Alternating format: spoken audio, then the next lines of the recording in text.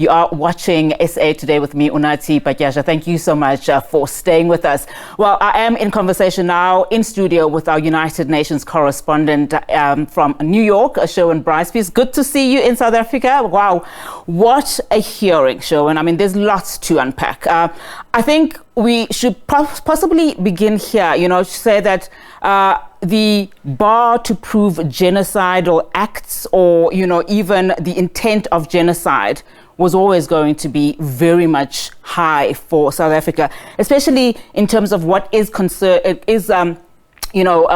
that genocidal convention to prove. Of course, this also is a very complex matter. South Africa essentially giving it in two parts. There's a part of the merit, which is what I've just talked about in terms of the intent of genocide. There's also what South Africa is asking for, the provisional measure that they are seeking from the court. I want us to start talking about what transpired this morning when we saw the three justices, address that issue of merit. So there were two basic parts, right? And they were split by a tea break, a 10-minute tea break. Before the tea break, we heard about examples of the genocidal acts that are alleged by South Africa that Israel has perpetrated against Palestinians in Gaza. We then heard about the intent. Right? What is the intention of Israel? What have people in Israel, authorities, the Prime Minister, members of the Knesset, the Cabinet, what have they said? What is the rhetoric that is being used? And then after the break, we focused on the rights of Palestinians. There was the question of jurisdiction, why this court has jurisdiction on a dispute essentially between two states as it relates to the Genocide Convention of 1948.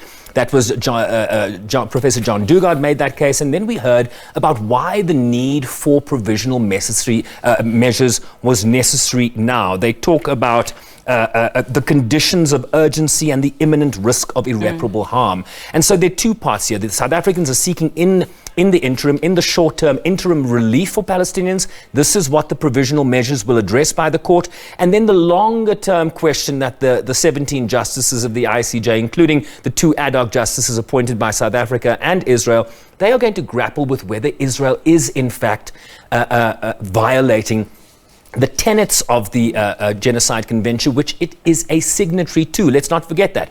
The difference here is that this is not just some broad interpretation of international law, international humanitarian law. There is a convention. It has stipulations. Is Israel in violation of those stipulations or not? That is what the court must decide. I want us to take a little bit of a pause here and just invite human rights lawyer Richard Spoor, who is currently joining us on the video channel. Mr. Spoor, thank you so much for your time this afternoon. Of course, he is on the video wall. So, of course, you've been listening to proceedings. We saw the hearings, 3 hours. Of course, that extension brought by Israel yesterday, which allowed South Africa then to state its case over the next 3 hours. Just your initial thoughts in terms of how South Africa presented its case today.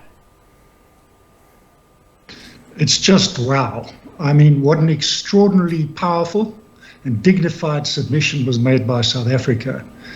I think as South Africans, we can be immensely proud for what our team has achieved here. We've put the question of international law front and center, the rule of law. And there's no question, I think, in anyone's mind that this vicious conflict between Israel and the Palestinian groupings is perpetuated by the failure of the international legal system, of which the ICJ is, of course, a huge part, to intervene effectively. I think we've put that right up there. I think Israel is confronted now squarely with the might of the international law. They recognize the jurisdiction of the court. They have to deal with this issue. And I think this is the start to a resolution to this bitter conflict, which has endured for well over 100 years. So incredibly well done on the part of the South Africa and its team.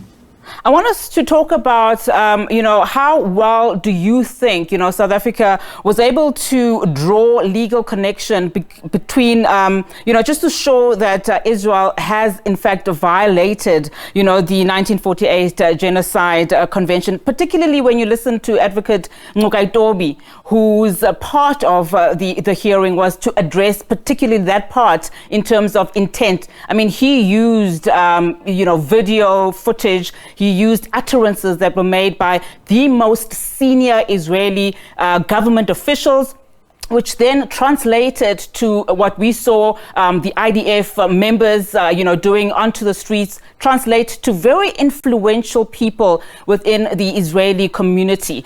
How well, just on that part, do you think South Africa did? It's a strong case and a difficult case for Israel to meet.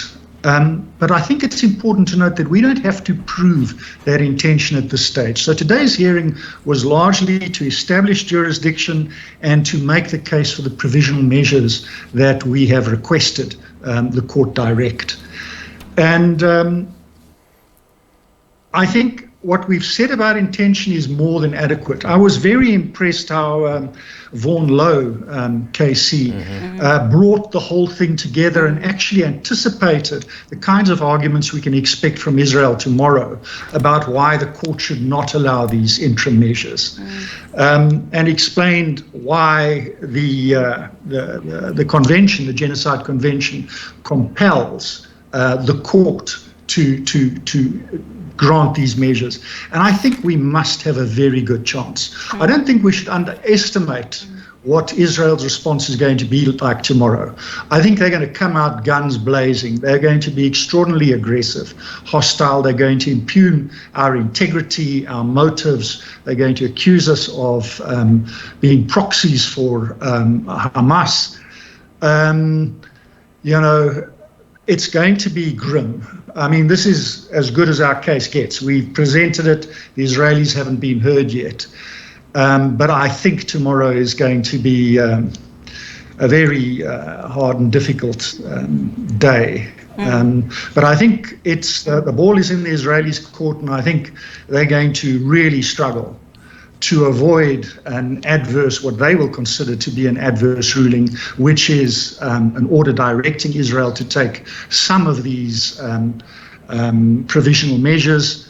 And that's going to be a huge blow for Israel if that happens. I mean, it's effectively the court is saying to them, we accept that prima facie you're engaged in genocide. We haven't proven it yet, but we think the case is strong enough to justify us making these interim orders that you stop this activity pending a final determination by the court. So I think Israel's got its back to the wall, and I think this is a very good thing for peace, for Palestine, and for the world in general. Mr. Spo, I'm going to allow Sherwin also to engage with you. But Sherwin, I want to throw this one to you, but also want to remind our viewers, of course, that we are expecting our correspondent, Alex Cardia, to join us soon, just to talk to us and paint a picture in terms of what is happening currently in The Hague, following these proceedings. But something that is currently being said now, by Mr. Spo, is Israel's reaction? How likely are they expected to respond tomorrow? Yeah, Richard Swer can back me up here, but in terms of what we can expect from the Israelis tomorrow is to assert their right to self-defense. But then again, it raises questions about this notion of collective punishment. The notion of proportionality is a big part of international law. Is the response requisite to what was perpetrated against Israel on October 7th, or has it gone beyond that, right? When you talk about the issue of human shields and that Hamas is embedded amongst civilians, do you go through that human shield or do you go around that human shield? I want you to hold that thought. Let's take Alex and then we'll come back to this conversation. Alex Cardia is joining us now outside the International Court of Justice at The Hague. Alex, of course, an extraordinary presentation by South Africa. We're also hearing that from our analyst here this afternoon. Just talk us through what transpired very briefly in court today, and also the next steps. Yeah, the next steps will be the Israeli defense. That will happen tomorrow, as you've just heard from our analyst. The notion of self-defense and collateral damage in the case of an armed conflict will be the core of that defense. And we heard, particularly from the South African side today, separating the two core claims of this case. One is genocidal acts, looking at the specific actions by Israeli armed forces in Gaza, but also proving intent, which some legal analysts have said will be more challenging. And the argument put forward by the South African team is that the scale and the speed and the intensity of the Israeli military action in Gaza shows intent, shows that the Israeli officials, the Israeli armed forces, the IDF, were intending to breach that Genocide Convention. That's what we've heard presented by the South African legal team today, that they are confident in their case. They said they are speaking as part of humanity. That was from the Justice Minister himself at the start of these representations. So certainly a very historic day. To give you a sense of the mood on the ground here in The Hague, we've seen two large protests, about 1,000 people on each side. One side waving South African flags and Palestinian flags, the other side waving Israeli flags in support of the Israeli government, and stuck between them the International Court of Justice behind me. And Alex, of course, we saw in court, a South African team that was very well presented. Just talk to us about the members of that team and what next in terms of following Israel's presentation do we expect from the court? Well, what next is actually the crucial question, because at this stage that the South African legal team has put together a variety of human rights lawyers, a very senior South African legal mind, as well as, of course, Justice Minister Ronald Lamola, who is here as well, who we're expected to hear from shortly. The steps for what's next, well, they are asking for preliminary measures. So that won't be the final verdict on acts of genocide, but it will be the measures put in place whilst the case is heard by the court. Those preliminary measures could include a legal order for Israel to cease all military action in Gaza. That would be legally binding because Israel is, of course, a member of the International Court of Justice. However, enforcement for that order would be down to the UN Security Council, in which the United States in particular could block any enforcement action. That will be the next steps, and we expect to hear from the court about those preliminary measures, possibly in a matter of days or in about a couple of weeks. All right, Alex, we understand you obviously have to go to that press briefing that is going to be held by the Justice Minister. We'll leave you to that. Thank you so much for that quick update.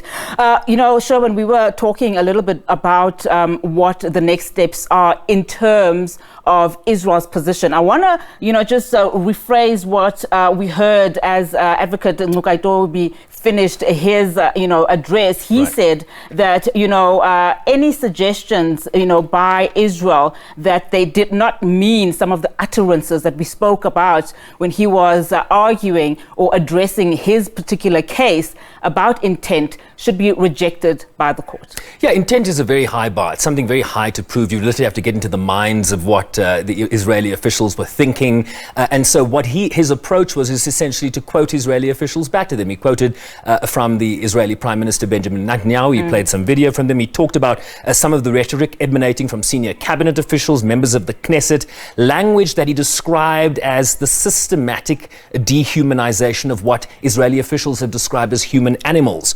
He also said it was commonplace in the military, in the Knesset, which is essentially the Israeli parliament, for where they've heard calls for Gaza to be, in inverted commas, erased, crushed.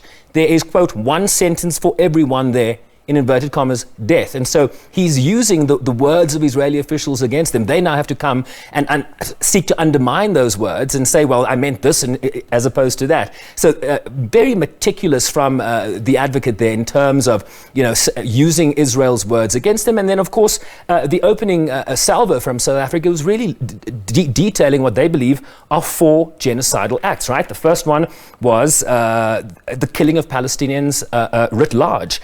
Some 22,000 have been killed during sustained attacks over 3 months. 70% of the casualties, the deaths, women and children. She talked about the second genocidal acts, the suffering of Palestinian people, the undeniable infliction of bodily and mental harm on civilians. The third genocidal act is the alleged, we should say. Israel has deliberately imposed conditions on Gaza that cannot sustain life and are calculated to bring about its destruction. And the fourth genocidal act is the military assault on Gaza's healthcare system, including the ability of women to give birth to their babies. The decimation of the healthcare system, 80% of which has been rendered useless. And what does that speak to? Does that speak to killing of an ethnic group, killing of a racial group? That's the argument in the case South Africa is seeking to present here. Richard Spoor, let me bring you back in, particularly in terms of what Alex said, in terms of what we can look forward to in terms of next steps. Once the ICJ has ruled, whether in favor or against, what then happens? What are we likely to see? For a moment that the ICJ orders some provisional measures. Israel is going to indicate whether it will comply or it won't comply.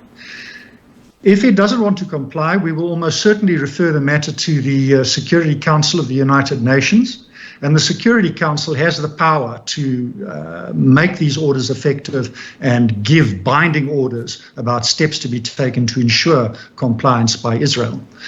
As Sherwin has pointed out, it's quite unlikely that some of the close allies of Israel, in particular the United States, the United Kingdom, and perhaps some other countries on the Security Council are likely to veto measures, a resolution there. But what is really important to remember with the Genocide Convention is that all the signatories to this convention, 153 countries around the world, are obliged individually to give effect to these orders and directives of the ICJ, which means that we can anticipate that countries will take steps there of their own to punish Israel if it doesn't comply with the orders of the court. So the prospect for Israel, and we've already seen the backing of a large number of countries supporting the South African complaint and who are saying they behind us. I think we can anticipate that a large number of countries, buoyed and given confidence by what we hope will be a ruling by the court supporting provisional measures, that they will start taking direct measures against Israel, calculated to bring it in line with international law and with international norms and standards in the way that they conduct this war against Palestine. So I think if we get this order, I think we're going to see consequences for Israel, regardless of whether the Security Council, whether some members of the Security Council exercise a veto or not. And right now, I'm fairly confident that we are going to see some orders. I think the court will be careful. It's unlikely to say, look, stop all military action in Gaza. I think it's going to be aware of its own limitations on its power and what it can reasonably achieve. And I think a court will hold back from making orders that it knows it cannot be implemented or cannot possibly be accepted.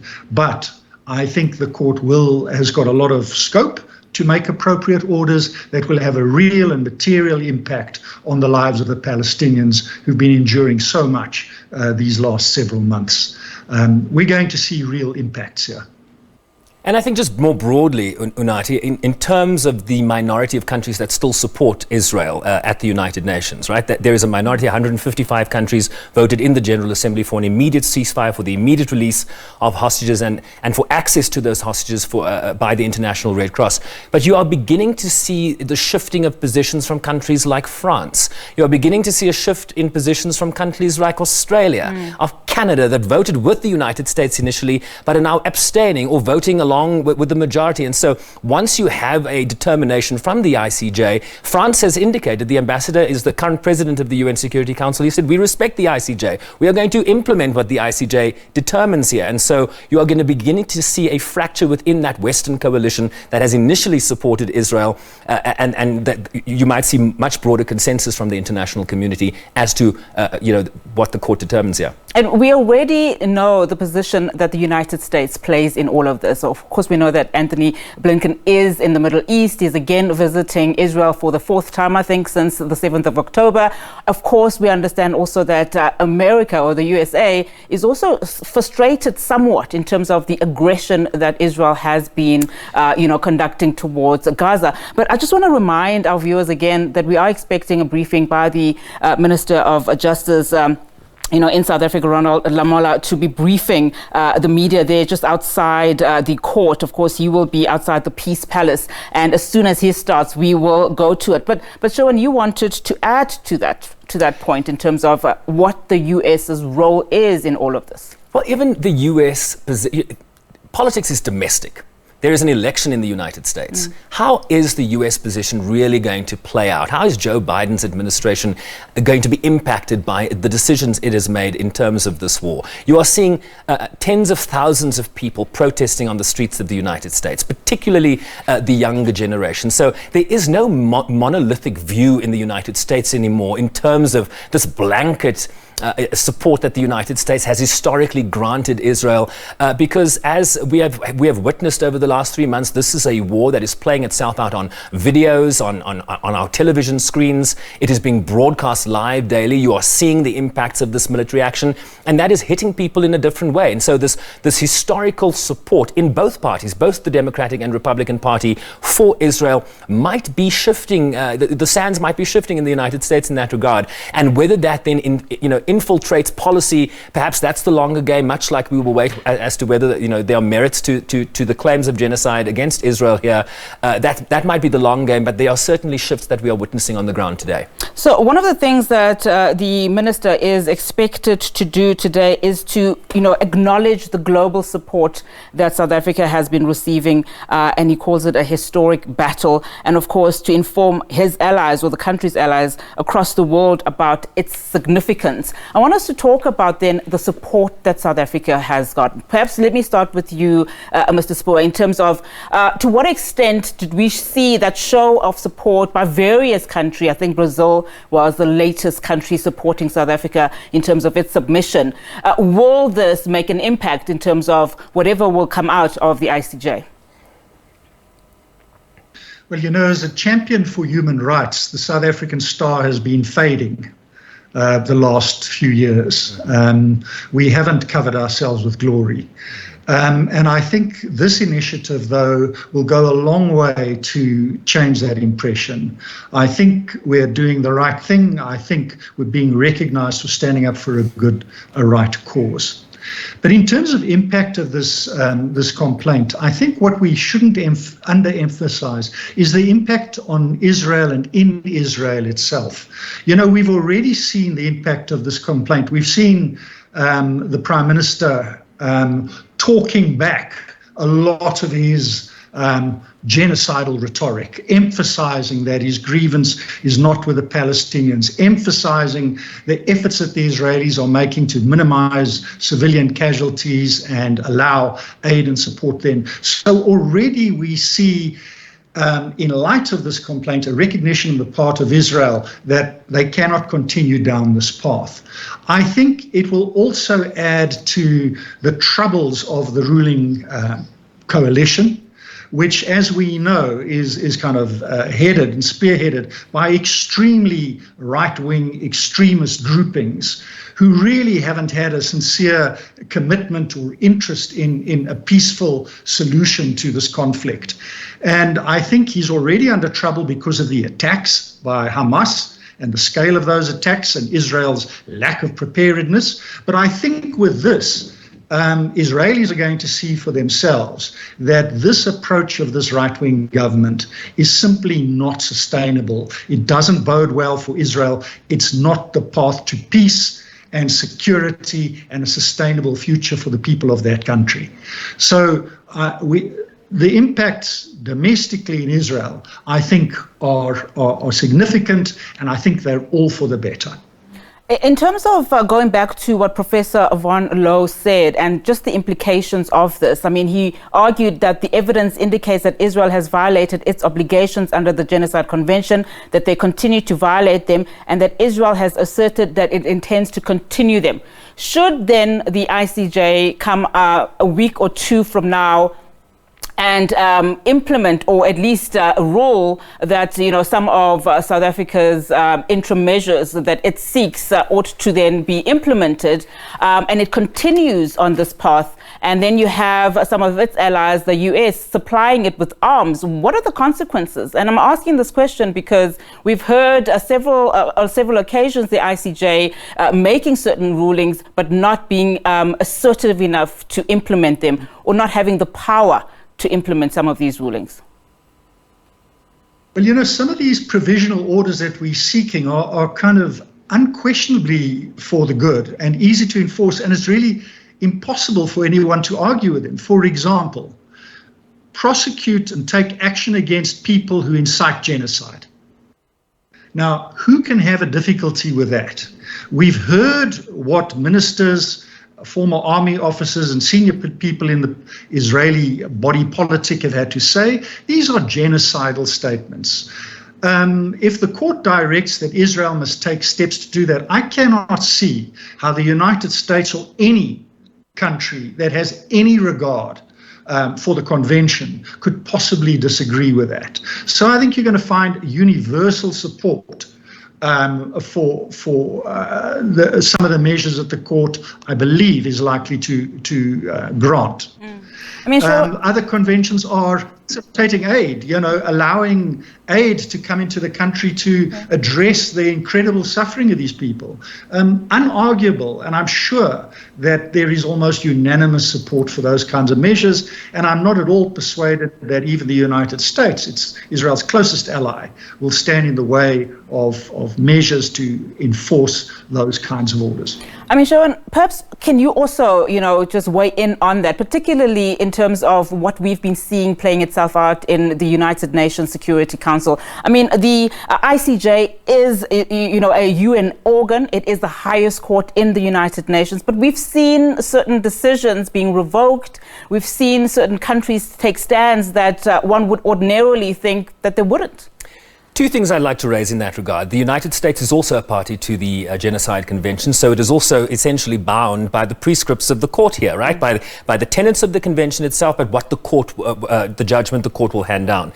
Then in terms of the United Nations Charter, Article 94 of the Charter says this: each member of the United Nations undertakes to comply with the decision of the International Court of Justice in any case to which it is a party. If any party to the case fails to perform the obligations incumbent upon it under the judgment rendered by the court, then there would be recourse by the other party to the Security Council, which then begs the question: where do you go in a Security Council where the United States has made its position quite clear in terms of its support for Israel?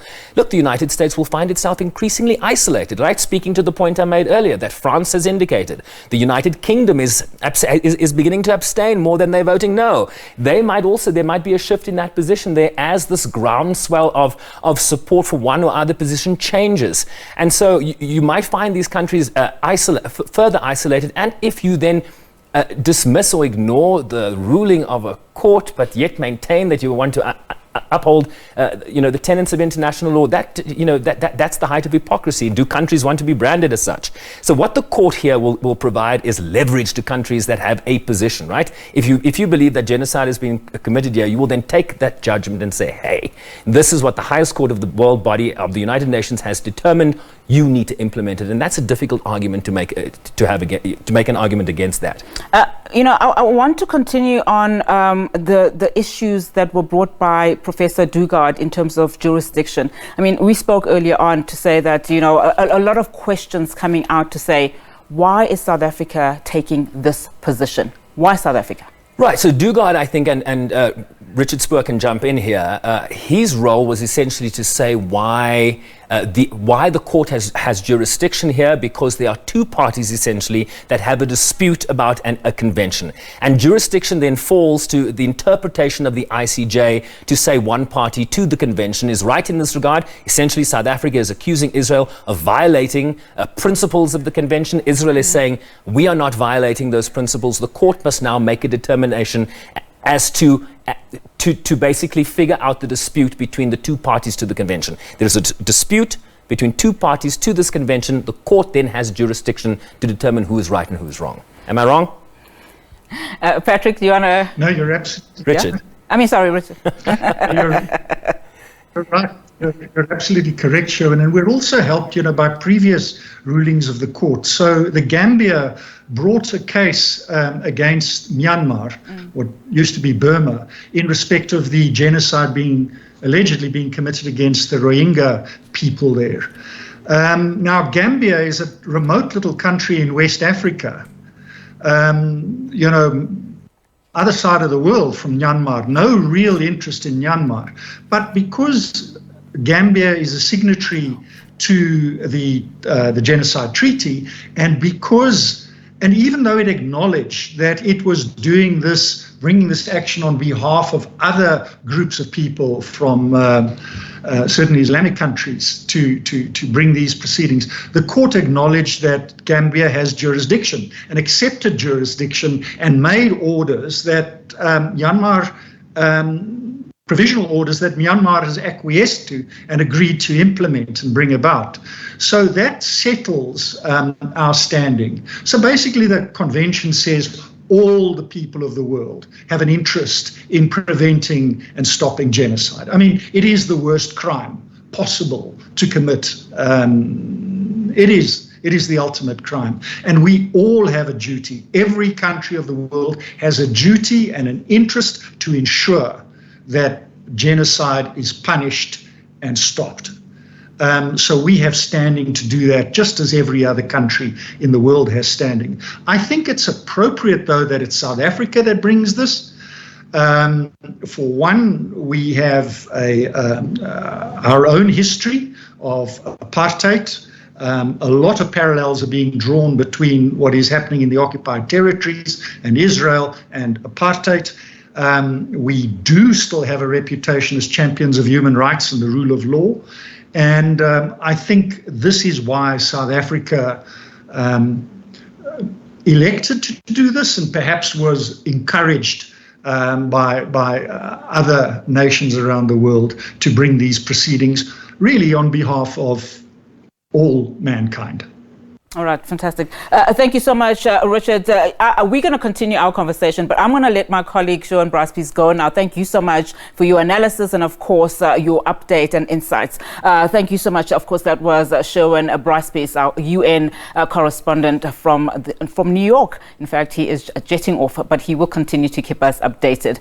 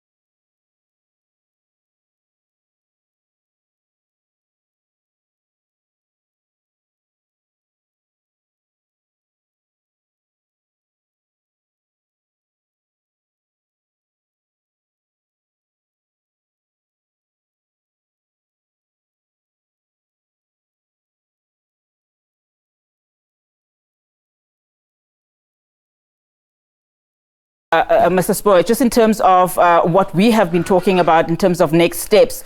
But one of the fundamental things that also came out in terms of South Africa as it was building its case towards the provisional measures that were then presented by Professor Vaughan Lowe was to talk about the humanitarian crisis that is unfolding in Gaza.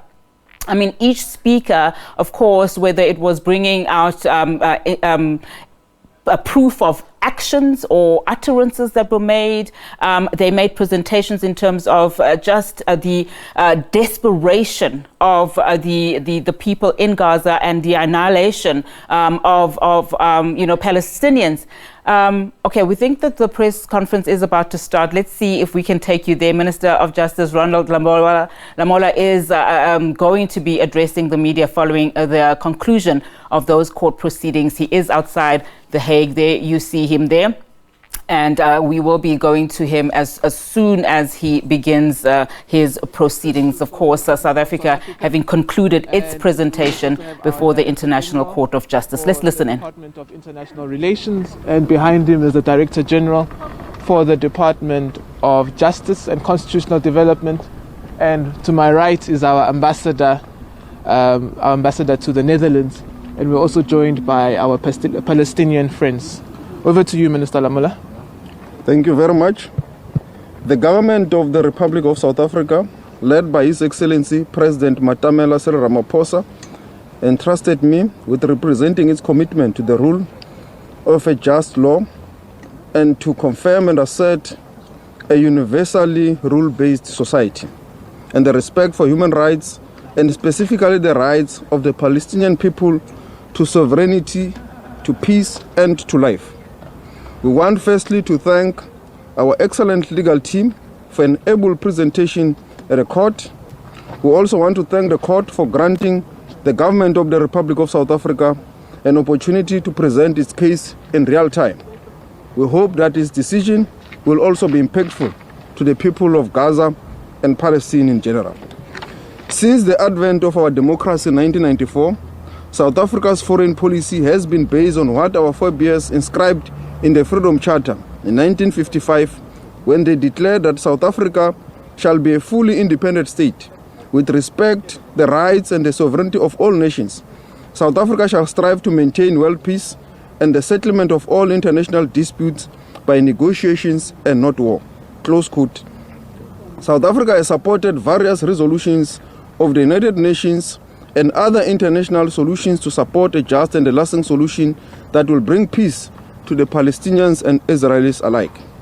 Working together with the international community and in alignment with the relevant UN resolutions and international law, South Africa seeks to ensure a lasting and a durable peace that produces a viable, contiguous Palestinian state, coexisting side by side in peace with Israel, within the 1967 international recognized borders, with East Jerusalem as its capital. Our president has called for a ceasefire and humanitarian interventions on numerous occasions. Our foreign policy is aimed at improving the well-being, safety and prosperity of all citizens and the achievements of a better Africa and the world. The key pillars of our foreign policy include the promotion of human rights, peace and stability, and the strengthening of trade and investment ties with other countries. The world has watched in horror as Palestinian men, women and children were slaughtered, blown up, buried alive under the rubble of their homes, left to die painful deaths and in unresourced hospitals, resulting in over 23,000 deaths through destruction to homes, schools, hospitals, water, treatment plants and other public infrastructure that impairs the conditions of life and is calculated to bring about the destruction in whole or in part of the Palestinians living in Gaza. South Africa has unequivocally condemned the attack by Hamas on the 7th of October, and it has also done so in its note verbal to the State of Israel, conveying its condemnation of that action of Hamas on the 7th of October. And South Africa has reiterated here in court that those atrocities are no justification for any form of genocide. With the recent escalation of the aggression of Israel in Gaza, South Africa has supported a number of UN resolutions calling for immediate ceasefire and the provision of humanitarian aid to the people of Palestine. Sadly, the world has not succeeded in stopping the genocide that is currently unfolding in Gaza. The international community has largely remained passive in response to these atrocities. Women and children in areas such as refugee camps, schools, and hospitals have been targeted, leading to a humanitarian crisis. We also unequivocally call the United Nations Secretary General invoked a rarely used article of the UN Charter, Article 99. The Secretary General Antonio Guterres on the 6th of December 2023 called on the Security Council to press to avert a humanitarian catastrophe in Gaza and unite in a call for a full humanitarian ceasefire between Israel and the Palestinian militants. This plea of Ubuntu, a plea for humanity of the international community to prevail, was simply ignored. Israel's institutional impunity was reinforced. In keeping with our obligation as a state party to the Genocide Convention, our government has approached the International Court of Justice to prevent the unfolding genocide in Gaza. We have also asked for provisional measures which include an immediate suspension of Israel's military operations in and against Gaza. The commitment to justice and bring an end to the humanitarian atrocities in Palestine resonate deeply with the collective consciousness of the global community. The scale of these actions is reminiscent of the Rwandan genocide 30 years ago. We are here on behalf of South Africa and the global community to seek justice for the victims, particularly children, women, and the elderly. We believe that without the intervention of this court, of the international community, we will see the total destruction of the Palestinian people in Gaza.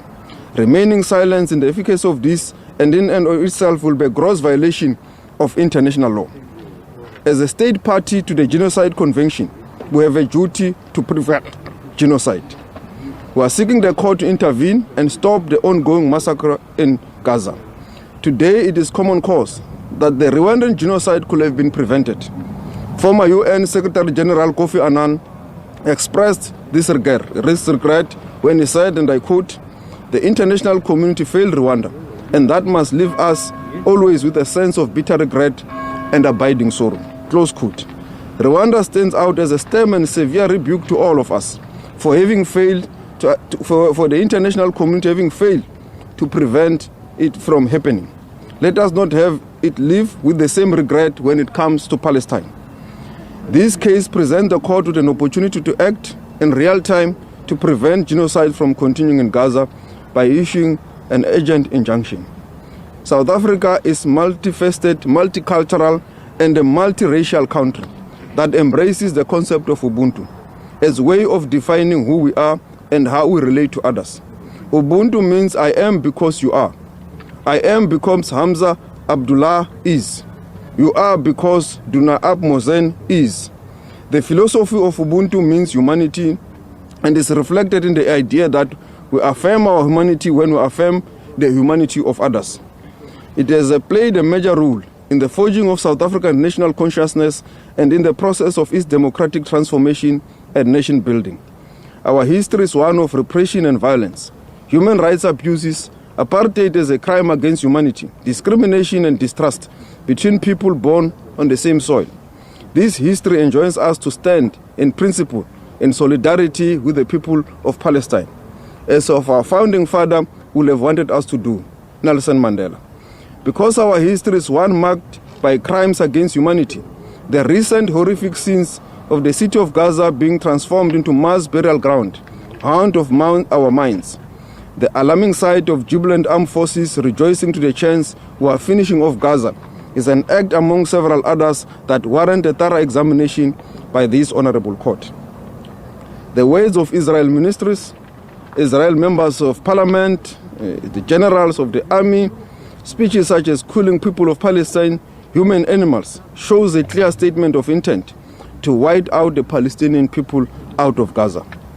The UN Committee on the Elimination of Racial Discrimination stated that such language is an incitement to genocide and underscored the importance of preventing genocide by all state parties. As a signatory to the convention, we also have a duty to bring this matter to the court's attention and to stop genocide. The actions taken by Israel against Palestinians are considered by many state parties, including the state of Palestine itself, to be in breach of the convention.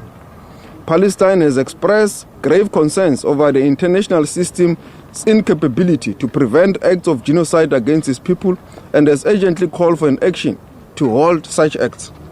The uncompromising enforcement of the rule of law must be used to cease the ongoing atrocities in Gaza. This case also is about the assertion and the affirmation of the international rule of law and to end exceptionalism when it comes to the state of Israel. Our distinguished legal team has expanded on our case in the court. We want to conclude with the words of Martin Luther King when he said, and I quote, "The arch of the moral of the universe is long, always bending towards justice." We believe justice will prevail in this court. Thank you very much. Thank you, sir. Can you tell us what difference you think this case will make on the ground in Gaza? It will make a huge difference. The fact that the state of Israel is held to account by the international community, the soldiers, they know, the authorities in Israel, they know that if they continue, they may one day be called even before the ICC individually and be held accountable. So the message is clear: they must cease, they must desist from the acts of genocide. Mr. Minister, how confident are you that the court will actually pronounce these provisional measures against Israel? Obviously, we cannot want to overtake the court's role and also second guess the court. We believe that we've presented a compelling case, facts, and the law, international law. There is clear jurisprudence with regards to the case and the facts that we've presented. As you have heard, our lawyers have also quoted extensively on international jurisprudence. That is where we stand on, and we will continue to allow the court to examine the facts and come up with a verdict. It's not for us to pronounce on behalf of the court. The Israeli Foreign Ministry said that you are the legal arm of Hamas. How do you respond to that? Minister, there's often a statement made by many countries, particularly those who are sympathetic to Israel, that those Western powers who are sympathetic to Israel are likely going to punish South Africa. What is South Africa's position in relation to perhaps a fallout that is likely going to ensue? Zain. Thank you, Sophie. I will take that question. We have engaged with many of the countries that you've mentioned. Many of them understand that we take diametrically different positions to them. Our position is on Palestine, as the minister has pointed out, and as our legal team has pointed out, is based on principle. So we can defend our position with all of them. And in fact, we're doing this in the interest of securing justice for Palestinians, but it's also to ensure that international law, as you pointed out, is implemented fairly and also evenly. And that is in the interest of preserving international law for all. What's your name and position, please? Zain Dango, Director General of International Cooperation. Minister, do you recognize any responsibility by Hamas to the situation happening now in Gaza? As we have said in court, we have condemned the action of Hamas on the 7th of October, and we have done so also through a note verbal to the State of Israel. Minister, how do you comment on the decision of the court? Is it a matter of days or a few weeks? When do you expect that? Yeah, obviously we want to not to preempt the court, not to put unnecessary pressure on the court, but we believe the court has heard our side, they understand the agency, and they will deliver the verdict within reasonable time. Minister, the foreign ministry of Israel has just commented that South Africa is the legal arm of Hamas. How do you respond to that? Yeah, we have presented a case here on behalf of the government of the Republic of South Africa, and we are doing so on behalf of a number of Palestinians, young kids, women, and the elderly that are being killed in Gaza. We are not presenting any case on behalf of Hamas. So that statement is baseless. That statement has got no merit. We do not have any mandate from Hamas. Our mandate is from the South African government, and our case also is not against the Jews as a people. Our case is against the actions of the state of Israel, the actions of genocide that are committed in Gaza. In South Africa, we have got a number of Jewish people doing business, living with us, and they also attend their churches in peace. So the case is about the state of Israel, it's not about the Jewish people as a community. You have no contact with Hamas people at all? In African Union or in Asian countries or Latin American You have already asked the question. Can I ask, Israel says you're playing politics with this and it has a right to self-defense. What's your response? This is the highest organ of the UN. I think it will be an insult to the court to say that the court granting us an opportunity to present our compelling case that all of you have seen, citing international law, providing facts, and citing the relevant articles of the convention, Article 1 of the convention, and a number of UN conventions that the court has been presented with. So we have presented a compelling legal argument. This is not politics. We're expecting the court to pronounce on the facts and on the law. And what should happen to Israel if it ignores the outcome? Relations with Israel, Did you? Sorry, what was the question? About the diplomatic relations with Israel, will you maintain them? So obviously currently our diplomatic relations is not normal. You've seen that we have recalled our ambassadors from Israel, and Israel has also recalled the ambassador from South Africa. Left many years ago already. Yes, and we've also recalled our entire team. In essence, what we are saying is that we will wait for the outcome of this court case, but also for justice to be found within Palestine, and we hope that after that we can engage with Israel as with other stakeholders towards a just and lasting peace for both Palestinians and Israelis. So you will decide on the fate of the relations after the court issues it I think we'll be able to engage with our relations a lot more openly after the court case has been concluded. And Minister, what if the court doesn't agree with you? Would that lead to South Africa questioning this system itself? Yeah, we are here to assert the international rule of law. This is the highest organ of the UN. We believe that the judges are professionals.